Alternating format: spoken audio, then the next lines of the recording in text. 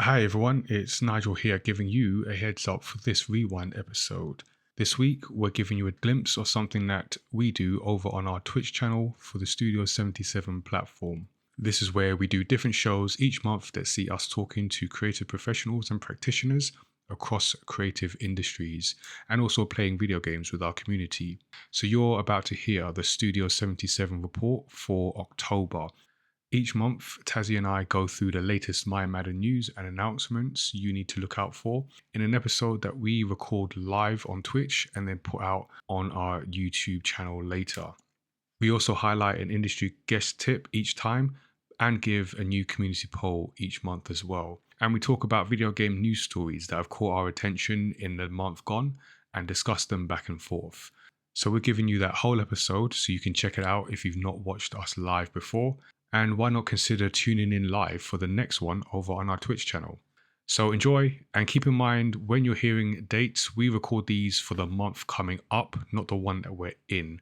So you might hear dates for things that have not happened just yet, depending on when you're listening to this.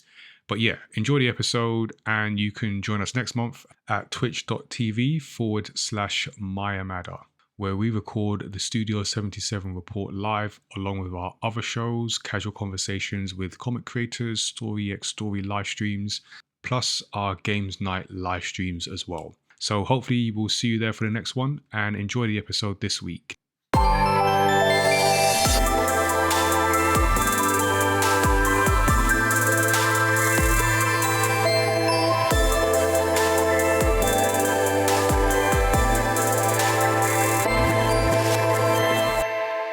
Hello and welcome to the Studio77 Report for October 2024. It's Nigel and Tazziii here talking about interesting video game news stories as we also bring you the updates from the mayamada universe. So before we get into all of that this month, let's start as we do with our top video game stories of the past month.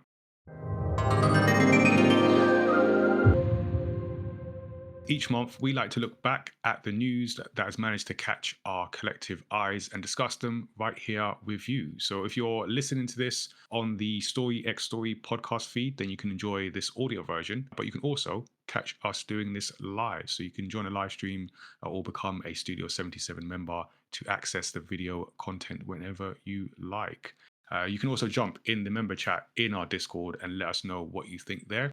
So let's get started. Tazziii, what is your story of the past month?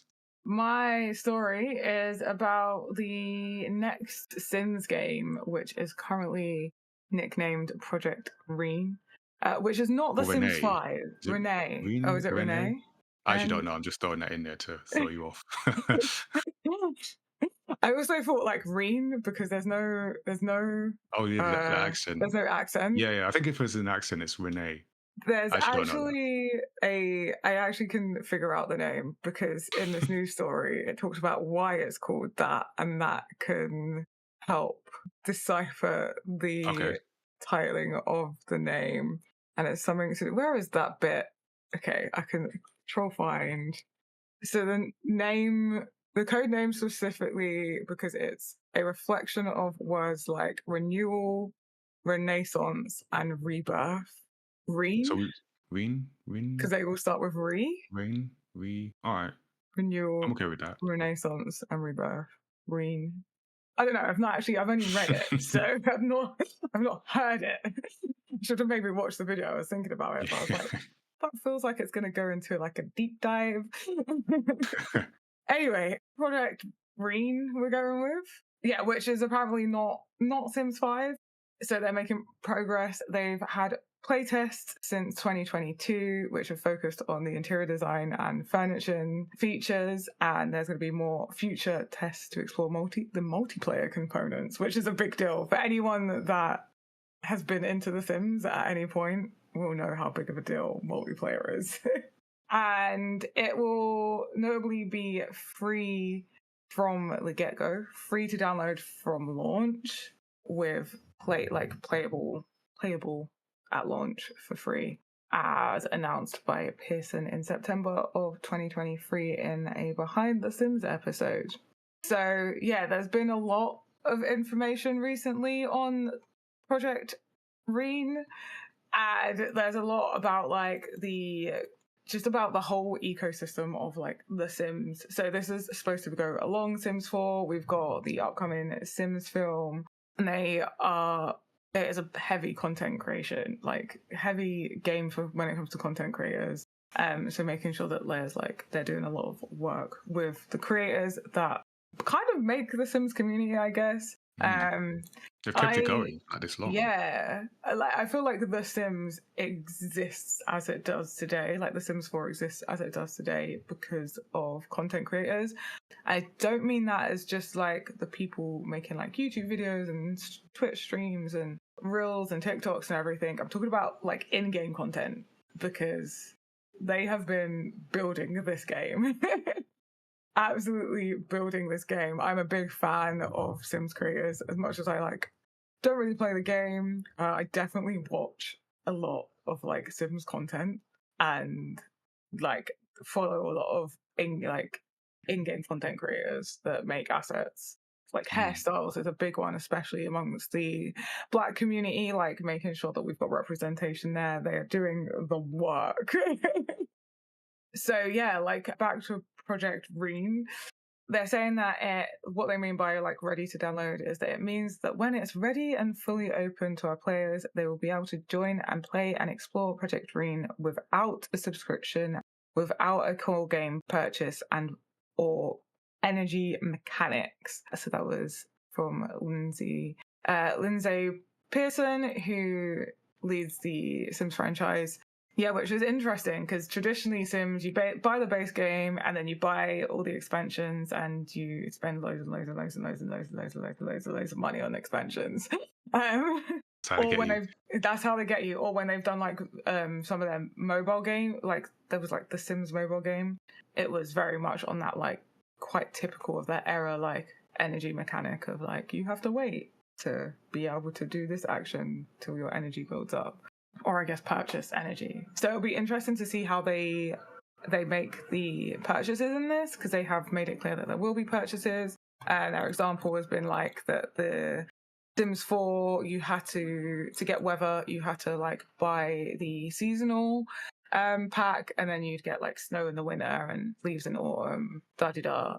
But in The Sims 5, something like that would be available, just included in the free download, and then you'd pay whatever their payment model will be to then get the like interactions like building a snowman or sledging or something like that, which is very interesting. Very, very interested to see how that goes down in terms of like content that is available for free versus what is available for bought. It'll also be interesting to see what happens with like content created by creators and the community, like how that's going to go down. But it's going to be very interesting to see. And on that note, I mentioned the online asset, so it will have multiplayer, but they've really stated that it's not going to be like an MMO thing. So don't know what it's going to be, but it sounds like it's going to be more of like you can invite someone into your game. So they've said that it will allow you to play under your rules and your control, and then you'll be able to invite other people in to enjoy that under your control. So it sounds a bit like, you know how Animal Crossing, you can invite someone to your island. I imagine it'll be something similar to that you kind of invite someone in, whether they have their own playable character or they take control of yours. I don't know how that's going to work. I'm very, very intrigued as to see how they've gone, like what route they've gone with Sims. What have people been asking for? Like with the online, is it more MMO people are asking for, or the specific instance you just described? I'm not sure, really. I feel like I've seen a mixture of requests. I feel like the biggest thing is like people just want to join other people, like in some capacity. Like people want to play together. The Sims is, at least for me, like traditionally The Sims was a game I played with friends. Like we'd sit down around like one PC on a tiny screen. Like this is like, I'm thinking like Sims 2, I think was the one out when I was predominantly playing. Like I would have been in primary school, I think. whichever one was out when I was in primary school, basically. And we sat around the computer and we build like, you'd normally build like, it'd be like what guy you have a crush on, and build a little family, and then we'd like have our families, and then you'd get a crush on a new guy, and the one before would just like delete and swap out.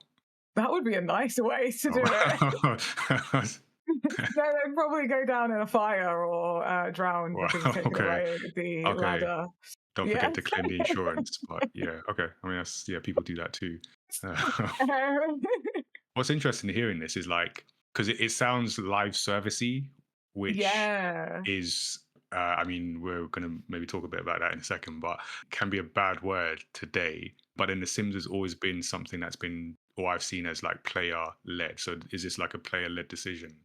Yeah, I feel like as well, so it's good to note that they want Sims 4, which is the current Sims, to go alongside this, and they're going to still continue to put content on Sims 4. And it's what it sounds like. It does sound very live servicey, but Sims 4 has been going for like 10 years. And I feel like if there's ever a proof of concept, that's the one. Yeah, it works. And I feel like for this game, it does make sense. Like Sims 4 has been going for so long. A lot of it is like, if you look at like the community around The Sims, a lot of it is like making up your own stories. There's a lot with, like downloadable content. So they've got their expansion packs, and there's a lot. Because I think you have, I'm going to totally mess up the namings of this. So you have like your content packs, your expansion packs, and then there's like a slightly smaller one. So like your expansions are like your big things. Like I think Sims Stars. Oh, what is it called? But that's like where it adds a lot of content, like more mechanic wise, like more jobs and like more things your Sims can do. And then like a content pack will be like sort of like more themed stuff. So like your clothing and then furniture and like a package of that. And then the smaller ones, I forgot the name of it, but then that will be like 1 or 2 items. So it's kind of halfway to live service anyway. Yeah, makes sense. And with Sims 4 going free to play in 2022, I feel like they've been practicing, been test wrong. So I feel like they've got that proof of concept. I feel like if it is a live service game, this is one of them. Like, but it'd be very interesting to see how they monetize that and how they sustain that. But again, like Sims players be putting the money in. Yeah, it's mad. I mean, because we also know Ebonics Sims, and actually almost literally ran into her at the airport on the way to DevCon/Gamescom, where she was doing a talk on like, not specifically on Sims, but like with her experience in it. And it just feels like it's such a major thing. Yeah, I saw some clips of her like talking about like adding hair assets and like doing God's work. Yeah. For sure. Honestly, yeah, definitely. And there's a lot of creators like that. Like even so, I know Ebonics has done a lot for like, oh my god, some of the hairstyles, some of the clothing, the culture, like specifically adding like Black culture to The Sims, and has been a driving force to some of the changes that they've made in game. And had I think it was a content pack release that Ebonics worked on, officially released, which is so cool. It had like makeup in it, like it was cool. Like I was like, do I just download The Sims again right now for this?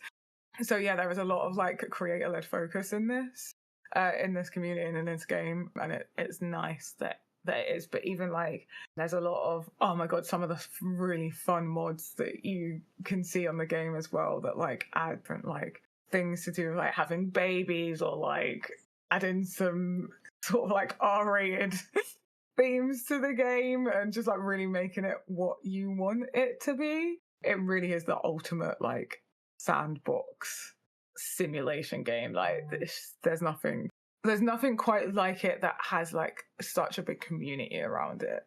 Like if you just search The Sims on whatever social media platform, you'll join the discussion. you'll see. Yeah, I have a lot of fun watching some Sims content creators. Like even when they just pop, I follow a few on Instagram and seeing them pop up. Cool. I'm just like, it's wild. It really makes you want to be part of it. I think so. I mean, I'd love to hear from actual Sims like players, not me, who pops in like once a year and goes, I'm gonna start playing Sims, and then and then just like plays it for 10 hours and then stops. So yeah, I'm like looking forward to seeing more shared from actual Sims players. And I'm excited to see like what this actually means. But definitely that multiplayer, like that's so important that they get that right. Because if that doesn't hit, like I feel like Sims players are going to be really disappointed because it's going to be like, why Project Rene and not Sims 4? Like, what's going to make us play that over this already existing great community if the online is not hitting? But yeah, I think it seems like a positive thing. I feel like it will get a lot of people into the franchise with that free to download model. And it sounds like a lot of stuff will be like able to play from the get-go, because I feel like having base Sims 4 is like, oh, it's like fun, but you're like, all these people look like they're having way more fun than me. Yes. And you feel a little left out. So I feel like this will break that, and that maybe you can have a little bit of content rather than like the way that they add the packs kind of. Yeah, I don't know. To me, it seems like it is. But again, I'm not a hardcore Sims player. I jump on like once in a while. Okay. We'll look out for it. There's a whole Sims wave coming with the film and everything. So it'll be interesting to see how it all fits together. Yeah, I wonder like how they're gonna like time that film release with the game. Like if they're gonna try and time it accordingly. What's your story anyway? Talking of live service. Yeah, I'm going to go a different direction. I'm going to go to the absolute negative. But an interesting, shocking, yeah, just maybe shocking is the only. I was shocked, and I don't even play this game or was looking out for it. But so my story is the news that PlayStation has shut down its new game, and emphasis on new game Concord, just 2 weeks after its launch, and will refund players. So I think I genuinely did a double take on this. This was a game that I was aware of, wasn't interested in for reasons as I'll explain in a moment, but just the implications of the story. And I think we've got a video game roundtable coming up soon, so I think I'll drop it in there and we'll talk more about it because there's a lot to delve in here. But so this is all part of PlayStation, at least PlayStation under former head Jim Ryan and their drive to go in the live service direction. And at the beginning of the year, maybe with Helldivers 2 started off okay, but it's not doesn't seem to be working out. So customers who purchased again brand new game Concord from the PlayStation Store or PlayStation Direct will receive a refund for their original payment, and physical copies will be refunded through the different storefronts as well. And once refunded, players will lose access to the game.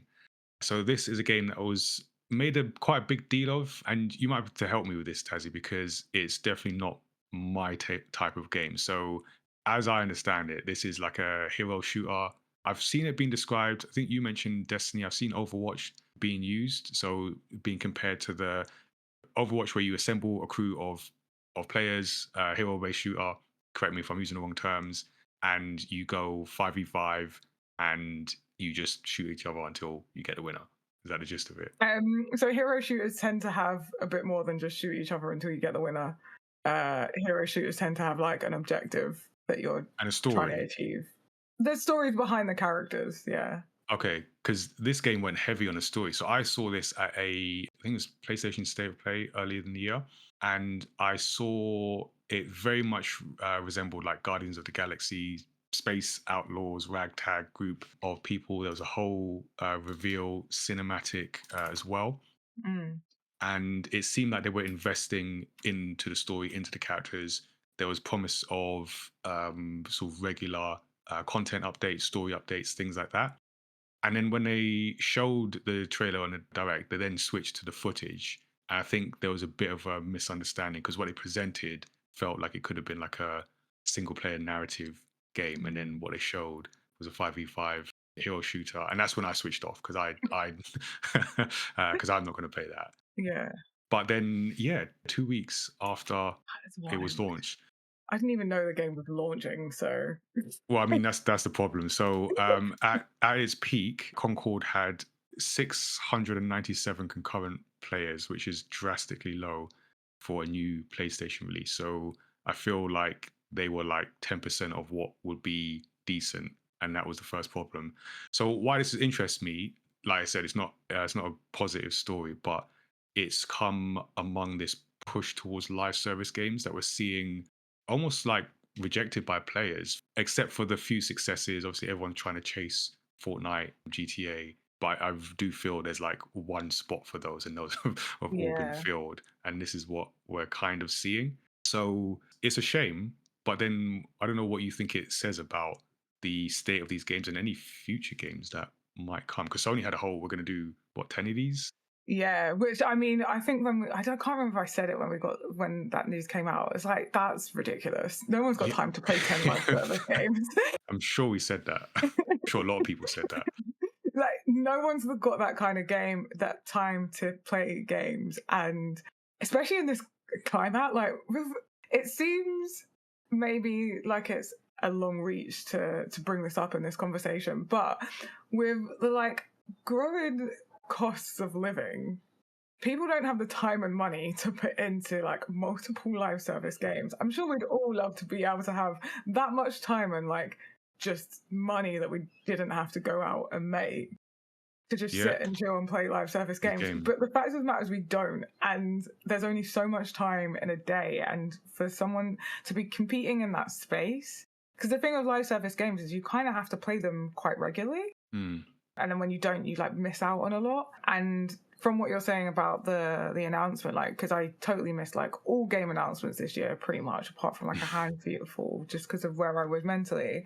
And from what you said, it's been like a very like PlayStation are good at story. They're like, good as an understatement. Yeah. PlayStation are amazing at story. Like that is what they do. Like that is what they do. They are the best at it. In the gaming space, like I will never doubt Sony releasing a story-driven game, like a single-player story-driven experience, and I'll be like, I trust them. I trust that this is going to be a good game. So it feels like they're trying to do that with the live service thing, but knowing like a big company, they're also probably not taking the risks that it takes to make something like this a success. Like I feel like you just got to go like all in. And it sounds like they did. I mean, 2 weeks. That's not all in. That's not all in timing. That is the definition of dipping your toe and just going, oh, that is too hot. Yeah. I also think like if you look at some of the games that done well, they didn't do well on purpose. Maybe GTA, but like maybe not. Yeah, they didn't do that well on that purpose. Like, so that's a good point. That's a good point. Like, that completely was an accident. That was so community led as well, like player led. And it wasn't the game now. It launched as exactly like that's completely evolved. And then like same with GTA. I can't imagine that they thought it was going to be that like big. literally the financial successful entertainment property in the world in terms of money. I don't think it's set out to be like online to be that. Like, because really, that was a single player game with an online mode. yeah. And then it became an online game. Like, you don't think GTA 5 and think, oh yeah, like the single player bit. You think GTA 5 online, and so these things. Live service doesn't happen on purpose, I don't think. Yeah, and I feel that's the fundamental challenge in this, because what companies are seeing is the success. And it's like the company equivalent of like, don't compare your now to someone else's success, because they're seeing like, oh, Fortnite, they're seeing GTA, saying we want that. But to get to that there's a process, and it's a process that might not work, as you just said, for live service games, only so many hours in a day. And then if it doesn't get that within 2 weeks, shut it down. And that's just not how it's going to work. And another thing is community. Like the big thing for live service games, if you look at Destiny, like why it's so popular, even though, and Overwatch actually, both of these I can say the same thing about. The players even talk about how bad the games are.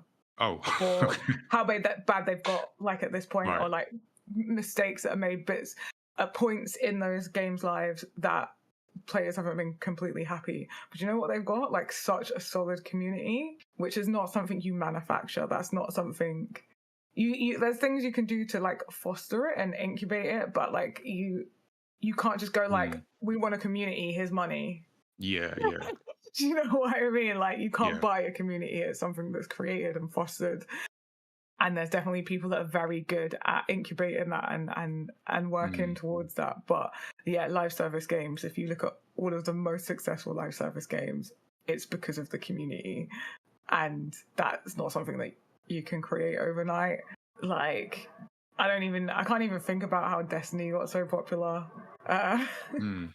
As in, like, what about the game made it so popular? Do you think a lot of this is just like luck, almost like? Yeah, I think because I feel like Destiny was quite new. Like, it was quite new and different when it came out. Like, I don't know about you, but can you think of anything that gave the experience of Destiny when that launched? It does have like I mean, it all has some element of story, but because whenever I hear about it, it's like the going on the journey, like with people, I get that impression of like Yeah. the story, but the shared story as well. Yeah. And I definitely hadn't experienced anything quite like Destiny before I played Destiny. Like, the closest thing for me personally would probably be like Halo and that like co-op play. And Yeah, obviously it's made by 'cause I love Bungie, and that. so there was Yeah, a lot of that was in there. And then for me it was like a shooter with like the fantasy MMO-esque feel, but like a shooter, and it's quite easy to just like get into. hmm. I feel like this just looks like a reskin of Overwatch. Looking at it, like, Yeah, yeah, and it's interesting because they clearly cared about the story and wanted to put so much into the story. Like the noises coming out of it was like we've got way more story to come, and it's going to come on a regular basis. And I yeah, think some of the talk I heard around it before it launches is how, and actually just to go back to your point about the money aspect, because this was not a free to play game. This was a $40 game, which mm. I feel, I mean, it Which worked is for tough in Helldivers, today. Like, but yeah, yeah, that's tough. So you've got that. You've got this story element that they wanted to put a lot into, but mm. just maybe not the actual will. And I wonder, like, looking at the bigger picture to this, because Sony, I don't know what number live service game we're at now, but they've got more to come. There are more in the drawing plans, but it really feels we're Yeah, at the point of like these games just maybe the time has passed. And it's a shame because again, we'll get into it in this like this roundtable will do, because you've also got the aspect of like people. I think this was 8 years in development.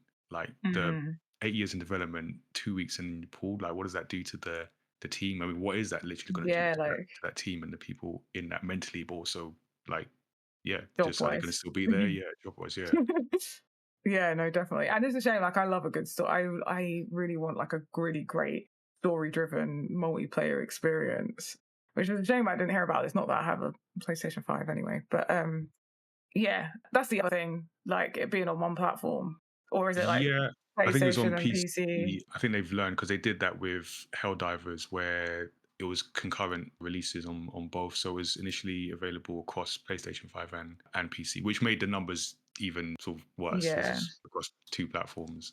yeah. I suppose PC is a bit big platform, but yeah, like that's the other thing. Like, live service games, if you the the the less platforms you're on, the less numbers you get. Basic math. So Yeah, yeah, that can be. It like, I'm looking at the artwork and it looks cool, and like, from what you said, the storytelling, that sounds amazing.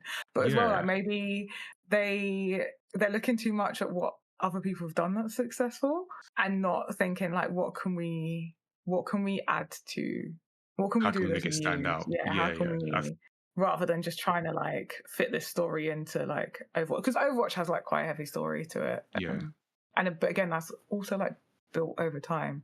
So maybe they need to think about how to play to their strengths and add something new. Or just keep making single player games. But I'm just Or saying, just keep making single player games. because by all accounts, from what I've read and heard, this is a solid game. It's not that it came out is broken or is a bad game. Mm. It's a solid game. But maybe again, in today, you can't do just a solid live service game. Maybe it has to be something like, say, new, spectacular, or maybe all the slots have been filled. Yeah, all the That's sorts have been filled. And to be honest, I feel like making it, I hate to say this because I'm an avid disbeliever of this, making it work from the get-go is maybe not the priority. I would not say this about any other game that isn't a live service game. release it broken. And if it's like a single player experience or like a smaller experience but a live service game, I think have a little bit more leeway. Tazzie's like, just Of ship like, it.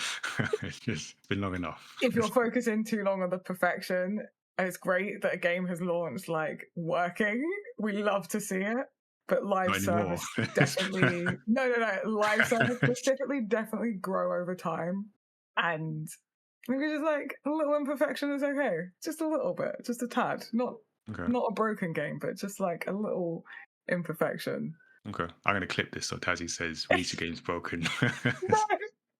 Like, can I take it back? I didn't say broken. It's slightly imperfect. Very, ever so slightly. Yeah. I like. Yeah. It just looks very. The gameplay doesn't add. So I would love a really cool story-driven multiplayer experience, but it's not. It's not an Overwatch. Like, we've got Overwatch. There needs to be something new that hasn't been thought of. But like, are PlayStation going to take that risk? Yeah. There's the challenge. Something new that no one's thought of. Go. Yeah. So yeah, we'll see, and we'll see. Yeah, there's more in the pipeline still, I think. So we'll see how that goes. I just thought it was a fascinating example of like where we are with games and different business models. So we'll keep an eye on that. So yeah, those were our video game stories of the past month. Definitely let us know your thoughts. You can do that in our Discord. You can also share stories there that you think we should be talking about in future report recordings. So with all that being said, now let's get to the latest mayamada news. And each month, we like to highlight a piece of advice that has come from a creative professional on one of our Studio 77 shows. And the advice this month comes from the Story X Story podcast and my conversation with Leah Laughlin, who is a cosplayer, business owner, and community manager. So a lot of hats. And we spoke recently ahead of an event that we are both taking part in, which is the Free World Game Jam. And Miley is doing the social media, the marketing for that. But because she has this background in cosplay, we spoke a bit about her journey, what she's been doing with her business and community management. And great conversation. So encourage people to check out the full episode. But there's a moment where we got to talking about happiness, and I thought it was a good piece of advice in there. So while talking about her cosplaying hobby, Mylia said, you can't get caught up in what everyone else is doing, especially for cosplay. And with social media, that has definitely become more difficult. But what I have found is that I am going to get the most joy out of creating costumes and creating makeup looks and creating video content of media that I actually enjoy. And I might not be, the fastest seamstress, or I can't create the biggest costumes, but characters that I do cosplay and the cosplays that I do create, they make me really happy. And I think that your happiness is the most important part of enjoying cosplay as a hobby.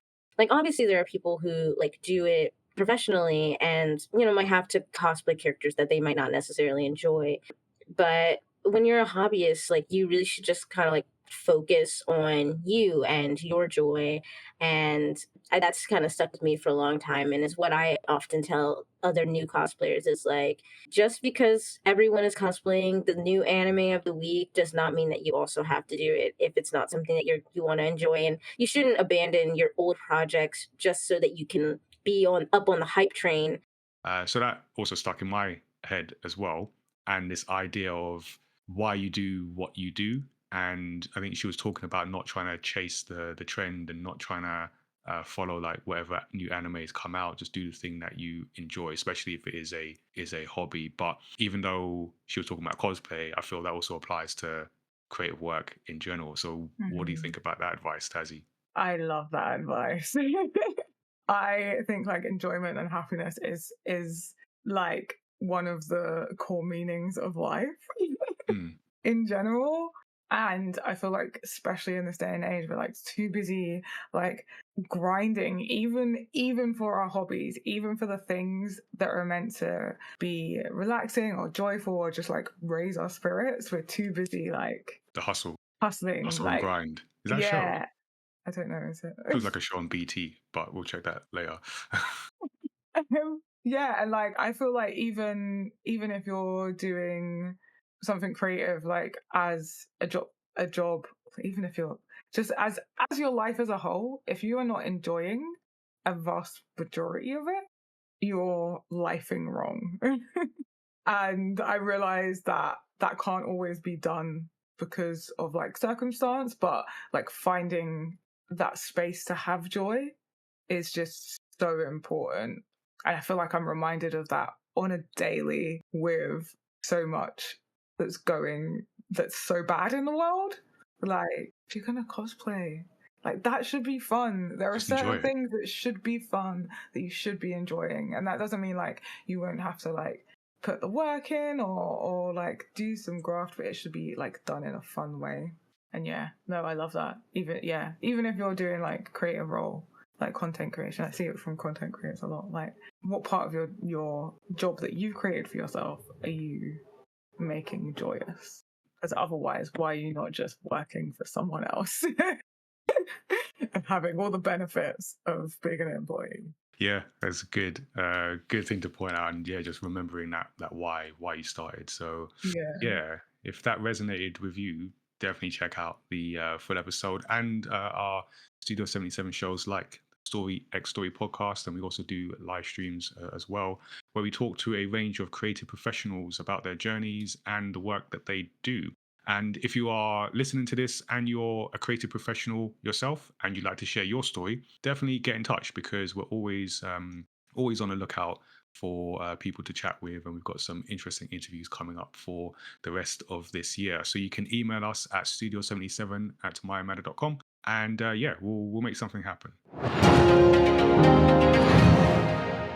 Whether you're into comics, video games, or creative professional development, here's what you have to look forward from the mayamada universe. Nigel, do you want to get us started? Yeah, so we've been working on this comic for a while now.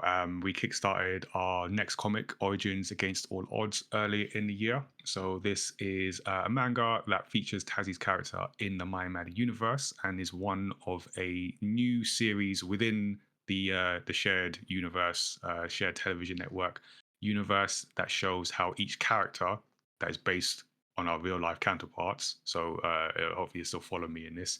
Got to the mayamada universe. So it's all very meta, but yeah, we're taking our real life selves, turn them into characters, and building mini stories around them. So this one is going to be a reflective, hope-filled story about pursuing your creative career goals in the face of resistance and doubters around you. So the script is done, the artwork has been worked on. It's on its way. Basically, I've kind of done my bit now. So yeah, sorry it's late, but yeah, I'm just waiting for it to wait for it to come and see, and then we will shortly be surprising Tazziii with the progress as well. So we're gonna see some reactions from Tazziii soon. Looking forward to that. And you may have heard of our digital platform Studio77, where we host a bunch of different shows with creative professionals and play games for your amusement. So each month we have our casual conversations with comic creators, where Nigel talks to a comic creator about the craft of making comics. So we're discovering the human behind the art in the next episode, which will be episode 30, and we've not decided on a date for that yet, but then normally around 7:30 p.m. on VOD for 14 days after that. So keep a lookout for the next episode. We also have our autumn video games roundtable episode, which will be doing a live episode of the Story X Story podcast, and we'll be discussing the most interesting news stories from the games industry. So you can watch live on October the 10th, and then you can catch the VOD for 14 days after that. Feel like it's going to be a lot of very interesting conversations. I got a lot to say about some certain games that are no longer with us. Yeah, I feel like live service is going to come up a lot in that discussion. Yeah, I feel like that's going to be an interesting one. I feel like we've gone from like one thing that was like the focus of news stories for a couple of years to like a whole new thing, and there's definitely themes for this year. And then we'll also have our games night at the end of October, which is our monthly show where we play games for your amusement with a healthy dose of chaos. And the next one we will be playing D&D. So it'll be at 7 p.m. around the end of the month, normally on a Wednesday or a Thursday. And yeah, you'll be able to catch us with Studio77 members live on Twitch. And you can check out some of the past games night highlights on YouTube. Nigel, have you played D&D before? No, apart from that kind of D&D like session that we did last year. Was that last year? Yeah, last year. Almost how time works. So I have now played D&D twice and DM'd a D&D Tiny Tina Wonderland's D&D spin-off where Nigel joined and a couple of our other friends. And I will be DMing this as far as I am aware, unless I can manage to rope someone in. Okay, well, I know it's definitely not going to be me, so... Yeah. I feel like I'm a good DM. I've got the creativity. It's more like the keeping track of what I've said. That's the issue. So, yeah, it'll be interested. It's actually a Safe in Our World special, so it'll be a charity fundraiser as well. So, yeah. Oh, it's still me. I'm just going to since I messed that up anyway, I'm going to quickly rechat. I tried D&D during the pandemic. Tari said, "Oh, let me know how it is, and I'll catch up after this." Right, back to the regular scheduled. So you may have heard of our Do I Look Like a Gamer campaign, which works to promote diversity and inclusion in the video games industry, as well as showcasing the pathways into games for young and aspiring talent. It's now a yearly initiative, which means we take a new snapshot of 40 players and makers each year, showcasing the representation that does exist today as a way of inspiring the future generation of diverse talent. And it also means a new schedule of events and activities. And coming up, we will have attended the Festival of the Girl. So that was October the 5th and the 6th. We'll also be spending October the 25th and 27th at London Comic Con. So we'll be there with showcasing the 40 people that took part this year. So we'll have their photos on the show floor. We'll also be having conversations. We will be running gaming competitions, and we'll have our indie game showcase and an inclusive esports tournament, and also the opportunity to share your gamer origin story. And we got a big banner. I'm very excited about. Got a big banner. Yeah, I saw something about that in the emails. Yeah, there's a very big banner coming, and I'm weirdly excited to see how this turns out. It's the biggest banner we've ever done. So there you go, London Comic Con, October 2024. Mayamada's biggest banner to date. It is our biggest and best model yet. It's definitely thinner, lighter, bigger. We also have our Friends and Family Game Design Jam, which will be November the 23rd. It's a single-day event, and it will introduce young and aspiring games developers to the concept of video game design. To participate, attendees must bring a family group, or a friend group is fine too. So we encourage young attendees to come and participate with older family members or people in their circle. So it's a great way to get involved, get a better understanding. So both family members and young people can get an understanding of what goes into making a game, to help develop that, and also I think it will shine a light on what actually goes into that. And definitely one for some of those parents and carers and family members that might be, or even friends that might be what happens in the games industry? How doesn't make sense. Games disappear. There's definitely one for you to come along and get a better understanding as well. So we definitely encourage whole families and groups to come along to that. We've also got some other fun things that we're doing outside of our campaign. Yeah, so as well as our own events, we also often run events for other organizations. So depending on when you are watching this, you will be able to see the VOD of some highlights from the Frey World Game Jam, which is a game jam we hosted mid-October. And yeah, is an interesting kind of mix of video game jamness and dance as well, off the back of a theatre production of a story about two brothers whose relationship becomes frayed. So that's that title explanation. But yeah, so it was a 48-hour game jam that we helped to deliver, and it's just been a cool opportunity to get involved with other people and their games events and seeing like how other people interpret games, how they make it accessible for others to join in and take part, especially from I'd say very different groups of people, like video games and dance, not to stereotype too much. But yeah, so it's interesting. So check out, we'll put a link in the show description to the Fray Twitch channel where you can check that out, and hopefully the first of more to come. Super exciting stuff. I'm just loving the blend that is happening. Yeah. If you are a young or aspiring creative professional, or you know one, you can check out our Showrunner Work Experience program. So we're making opportunities for young people aged 16 and plus to work with the mayamada team across comics, video games, and content creation. We're currently in our next cohort that starts October and runs until December. But if you would like to hear more, you can head on over to mayamada.com/showrunners or email us showrunners@mayamada.com to find out more. We've had like a lot of input from our showrunners like over the time that we've been running this program. And I feel like I'm continually impressed with what they come out with and how they develop throughout their time, like from the start to the finish. Yeah, to the end, yeah.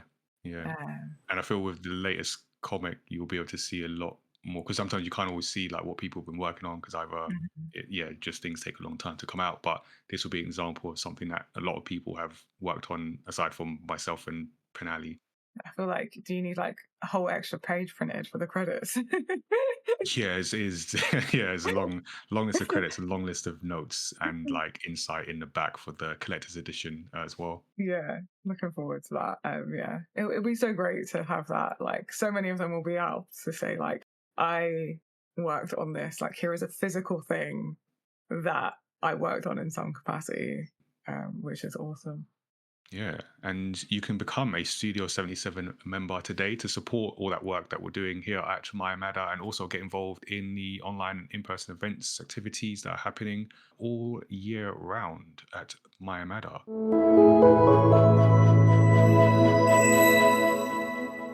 Each month, we like to get your thoughts on the games industry and culture. We've got the results from last month's poll where we asked, do you still want to attend in-person events? And with 0 votes, we got no, I prefer online events now. And with 20% of votes, we got maybe, depending on the event and lineup, games or guests at 20%. And then with 80%, we got yes, I love the atmosphere of in-person events. I'm definitely an in-person event. Yeah. I mean, some things can work online. I like the option to have online when I can't make it. But yeah, definitely nothing beats meeting people in person, in my opinion. So this month we're asking, is the PS5 Pro too expensive? Sony have just announced their mid-generation console refresh, and it's quite something, especially when it comes to the price. The tech giant now face the challenging task of convincing gamers that their new console is worth the hefty £700 investment. But can they pull it off? Is the price simply too steep? So we have some options for you to vote for. You can say, forget the price, where are the PS5 exclusives? It's expensive, but I'll still buy it to future-proof my gaming setup. No, the price makes sense with the technological advancements, and yes, £700 is way too much for a mid-gen refresh. How are you feeling about this, Nigel? Feeling hurt. Feeling hurt. I've got where that round table is just gonna, I feel the round table is just gonna be me venting. But the first thing I noticed when they released this and the graphic, it's $700 or $699 and £699. I'm out. That is like, and the numbers aren't even separate. Like literally one line and then the next line. No. We all have access to currency We can all converters. see it, We can see that. That's like, I can't even think of anything else. Out of beyond interest, that. like, what is the current conversion? It's like $900. I think you're going into. Yeah, and I feel. I know I can. Yeah, I can. There's different aspects to it. We'll definitely get into that, but I Yeah. feel it's ultimately, it feels like too much for too little, and it's maybe not even just a Sony PlayStation thing, although they're the ones with the sticker shock of a console, but it's also where we are with games. Maybe like that focus on graphics isn't gonna continue justify what are quite Mm. expensive pieces of hardware. Yeah, because I was like looking at this, and apparently you're still like gonna get like 30 frames for a lot of things anyway, or less. And the graphics will be better, but it's still gonna be at 30 frames. A lot of it's like the AI technology, and I'm like, is that really worth it? I've heard some like the equivalent on the PC. The some of the stuff they're doing. The Nvidia's got their was it DLSS or Mm. something? I'm mixing phrase. Apparently, it's quite good, but it's just like, is it that? No, but Is is it it worth it 700? Yeah, is it? because if I'm putting that in my PC, I'm gonna have a CPU that's gonna also allow me to get that 60. Well, for a lot of people, it's 120 up 100? Yeah, frames, yeah. and I can spend that over time. I'm not like and It's a tough one. eventually, this is when people like PC is superior. Like Sony are really like tipping the scale in that like not in their favor. They're tipping it against them. Against, Like, yeah. yeah, like because it's true. Yeah, there is similar technology being used in like Nvidia and like, but it's way different when you can customize your build to you're dropping £700 to be limited, and that's the only like. What is the other good features? I have yet to see.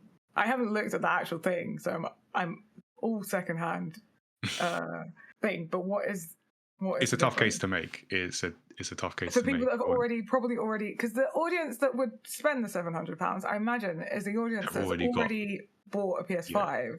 yeah, Because people that are still thinking about buying a PS5 yeah. That's definitely not going to ain't dropping convince it. them. That's not Yeah, yeah, convincing yes. them. That's like let me just maybe gaming's not a hobby for me now. Yeah.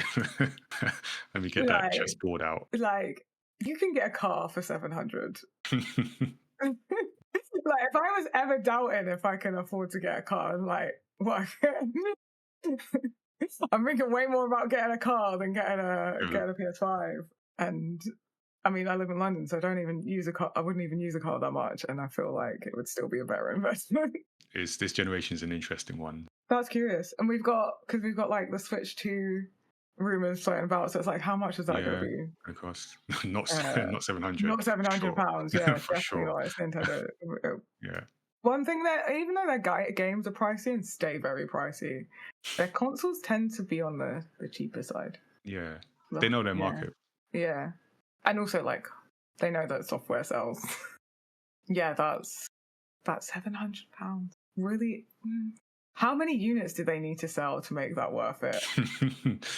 It's a good question, actually. There's I got to be a need, story about that. I need to talk to some, or at least Sony listen to accountant. someone listen to someone else talk to them. I want to know how much units do you need to sell? Even if I suppose that can't be public information, but if someone wants to just like tell me that on the DL, just for my own curiosity, very intrigued. Anyway, voting is live now, and results will be announced in November's Studio 77 Report video.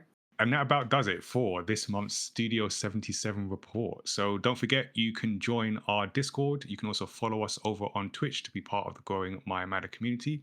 Also, subscribe to us here on YouTube so you don't miss another Studio 77 report video. But you can also join us live because that's where all the fun happens. You can become a Studio 77 member today to support the work that we're doing at mayamada. And also, always like to shout out the Story X Story podcast, where Tazziii and I have more creator interviews, video game discussions, and deep dives into stories across pop culture.